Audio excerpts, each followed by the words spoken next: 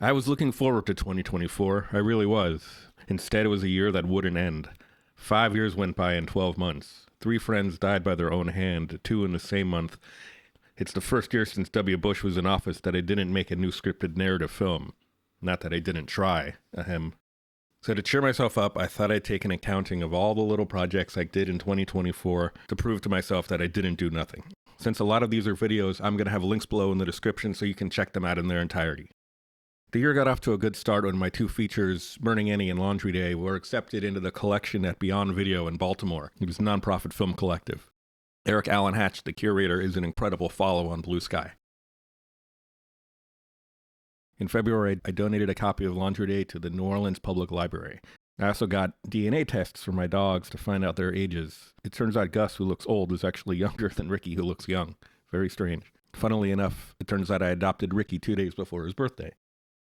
In March, I wrote 3 new short film screenplays. The idea was to shoot one of them at the end of the year, ideally for Film Shop Presents, which is a one-night presentation of work by members of Film Shop in New York, California, etc. Me being the only New Orleans member of Film Shop, I thought it important to try to represent by being in Film Shop Presents every fall. In April, we did a staged reading of my short film, The Golden Age, at the Tigerman's Den, hosted by Danielle Small. That was a really good time. It's always exciting to see your work come to life. Shortly after that, Timecode NOLA asked me for a cold opening for their next episode, and I have an unfinished short film that I had shot in 2015 or so. So I had some motivation to finish it, and they premiered it. I'm gonna play it here in its entirety because the film is only 2 minutes long. It stars 2 cast members from Laundry Day, Brian Bonhagen and Barb Crum, as well as Alicia Davis Johnson.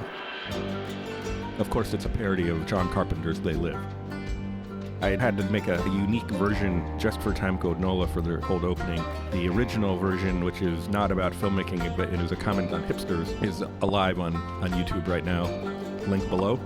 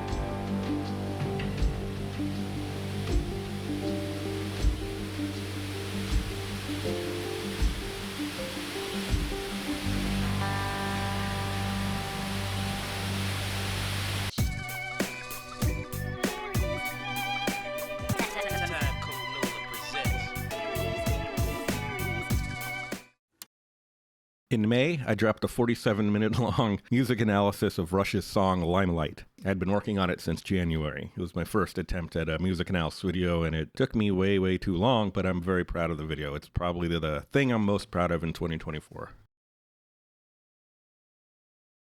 In June, Timecode NOLA chose my 2023 movie Night Blooming to be included in their season finale. That was very cool to watch it with a crowd at the premiere party.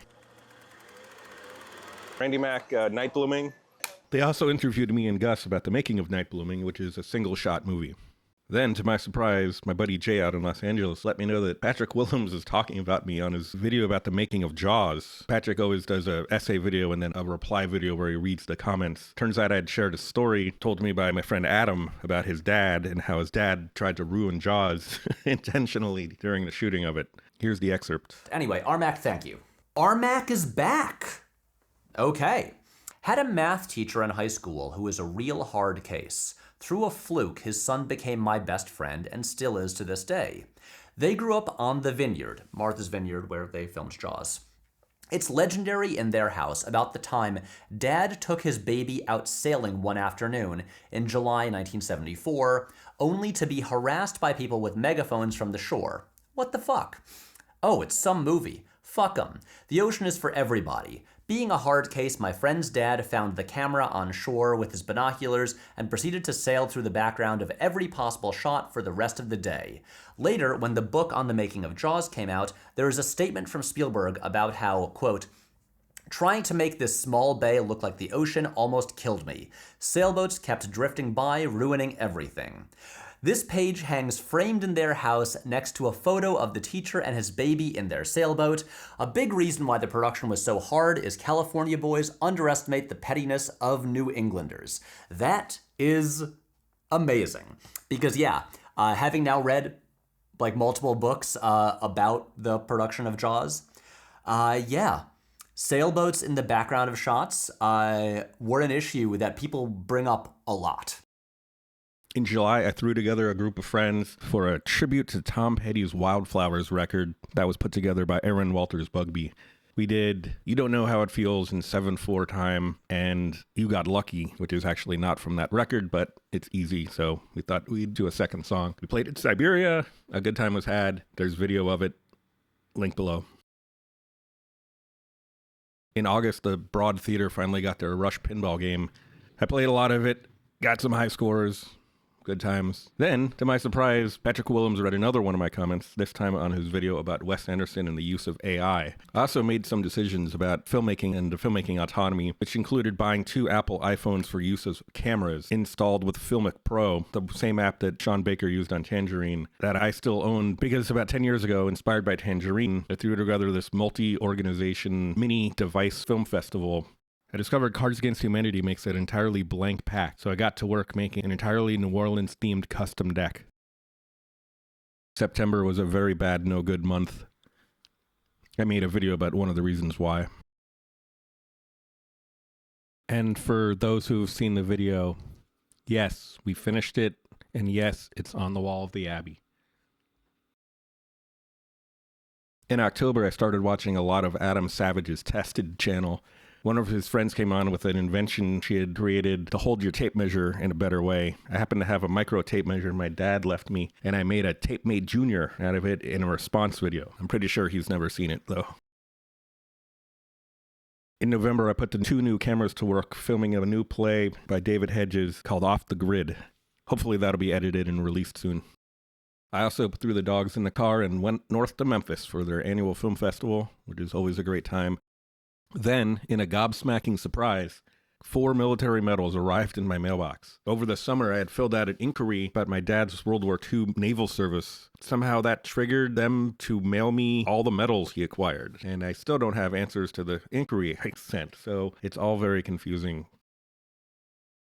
In December, my movie Laundry Day was added to the collection of Future Shock, New Orleans' newest video store, maybe only video store. Check it out in the locals section. I also became a member of Rush Fans, just in time for the 50th anniversary of their first album. I've now been a panelist on 5 different episodes, with more coming in the future. All Rush is good Rush.